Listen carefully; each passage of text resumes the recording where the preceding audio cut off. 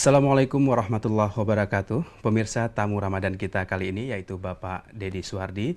Beliau kita kenal sebagai salah seorang penulis buku dan samping itu beliau adalah salah seorang dosen pada Sekolah Tinggi Seni Indonesia Bandung. Assalamualaikum warahmatullahi wabarakatuh. Waalaikumsalam warahmatullahi wabarakatuh. Pak Deddy, Bapak bisa menceritakan kira-kira apa yang menjadi fokus penulisan buku-buku Bapak ini, Pak? Ya, barangkali yang pertama itu tentang angkasa luar, gitu ya. Jadi saya membahas tentang kekecilan manusia di tengah alam semesta ini, Pak Fadil. Ya. Kemudian Bapak ini menulis tentang buku-buku agama, Pak, ya, buku-buku agama Islam yang sedikit lebih Bapak konsentrasikan pada penciptaan alam semesta. Sebenarnya apa yang melatar belakangi Bapak untuk menulis tentang sekitar alam semesta ini, Pak? Ya, memang menghayati alam semesta itu adalah perintah Allah Azza wa Jalla, begitu ya. Kenapa demikian? Karena manusia selama ini terlampau diimbas oleh hal-hal yang sifatnya lahiriah, begitu Pak. Barangkali kesombongan, ya, keadigunaan dan sebagainya. Nah, alam semesta ini membawa kita, menyadarkan kita betapa kita kecil sebagai makhluk ciptaan Allah di tengah alam semesta ini. Apalagi dibandingkan dengan Sang Maha Pencipta, begitu Pak Fadil. Jadi menyadarkan, gitu ya. Kira-kira yang menjadi esensi yang dasar sebenarnya ini alam semesta ini bagaimana, Pak? Mungkin ada suatu hal yang bersifat gaib atau bagaimana, Pak? Ya, bisa saya jelaskan sedikit, Pak, Ya, tentang baik, Quran, ya. Banyak ayat Quran secara pure ayat itu 6.236 ayat.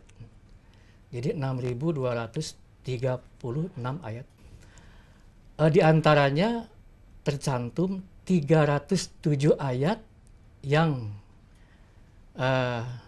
kata-kata itu memberi pengertian langit, gitu. Misalnya begini, as-sama itu langit yang tunggal, gitu. Lalu as-samawat itu langit yang luas, jadi plural, Pak. Lalu di sana juga kita membaca ayat atau berapa ayat yang juga as-sama tadi dihubungkan dengan sab'a samawat. Jadi sab'a itu tujuh lapis langit. Tentu saja 7 di sini bukan 1, 2, 3, 4, 5, 6, 7, tidak. Tapi dalam bahasa Arab 7 itu bisa memberi pengertian banyak atau luas dan sebagainya, begitu. Oleh karena itu alangkah sayang ayat-ayat yang demikian banyak itu tidak kita kupas di dalam kita mendiskusikan masalah-masalah agama. Banyak sekali, 307 ayat. Di sana juga ada istilah al-kaukab, itu yang artinya planet. Ada istilah an-nazm yang artinya bintang. Ada istilah al-buruj yang artinya galaksi. Ada istilah al-qamar yang artinya bulan dan sebagainya begitu. Yeah. Kemudian Pak, dari sekian hal yang sudah Bapak lihat ini, kira-kira yang menjadi esensi dasar itu tentang kita hidup dalam konteks alam semesta itu bagaimana ini, Pak? Ya, tentunya esensinya adalah bahwa tadi sudah saya katakan bahwa manusia itu merupakan super debu lah, katakanlah ya. Berarti kita ini kecil sekali, Ya, Pak, ya? bayangkan saja, Pak.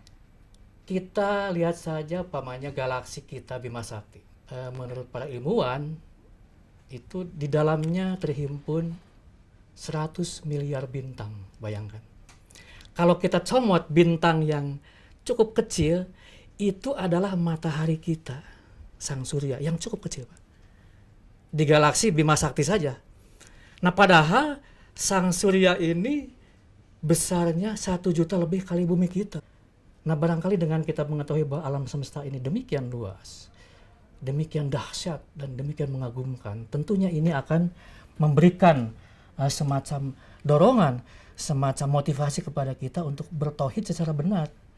Sebab kalau alam semesta ini yang membikinnya 2 Tuhan, begitu, bayangkan Pak Fadil, sejak dulu bintang-bintang, planet-planet sudah tabrakan, gitu ya, hancur berantakan. Justru disinilah kita menemukan Allah itu cuma tunggal. Berarti dalam bulan Ramadan ini khususnya kita lebih mengintrospeksi diri, Pak, ya, bagaimana kecilnya kita. Betul, ini. itu yang paling penting. Ya.